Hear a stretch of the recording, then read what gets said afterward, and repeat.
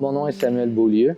Je suis un ancien étudiant à la maîtrise et au doctorat à l'INRS EMT dans le groupe du professeur François Légaré et je suis maintenant chercheur postdoctoral au Max Planck Society à Berlin, en Allemagne.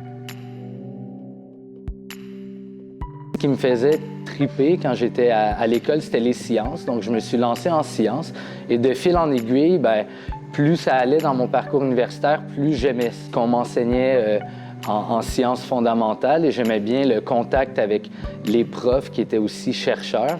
Donc, j'ai fait des stages dans des labos de recherche. J'ai aimé l'environnement, qui était un environnement où tout le monde est hyper motivé. Les gens sont là parce qu'ils aiment la science. Les gens parlent de science entre eux de façon très motivée et passionnelle même. Donc, c'est ce qui m'a attiré dans le métier de chercheur.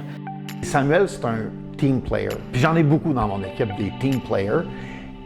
La recherche, c'est plus quelque chose qui se fait tout seul. Tu dois collaborer. Tu dois travailler avec des gens qui apportent des expertises complémentaires qui te permettent d'aller plus loin. Et ça, Samuel, c'est quelqu'un qui est ouvert d'esprit, qui est toujours ouvert à la collaboration.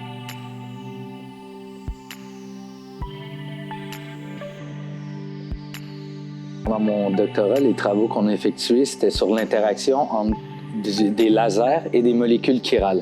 Donc, des molécules chirales, c'est un peu comme nos mains. Notre main droite et notre main gauche sont chirales parce qu'elles ne sont non superposables à son image miroir. On peut voir le laser qu'on utilise un peu comme un stroboscope pour venir étudier la dynamique des électrons dans ces molécules qui sont chirales. Cette recherche fondamentale-là, elle sert en premier lieu à faire avancer les connaissances de façon générale. L'INRS a un laboratoire de laser ultra rapide unique au Canada qui est très rare d'avoir dans les autres universités canadiennes. Donc, on a vraiment accès à de l'équipement qui rivalise au niveau international. L'aspect positif aussi de cette co-tutelle, ça a été vraiment d'avoir accès à des experts dans un domaine extrêmement précis, autant l'INRS qu'à l'Université de Bordeaux. Donc, la synergie entre ces deux expertises ont vraiment fait que le projet pouvait être mené à bien.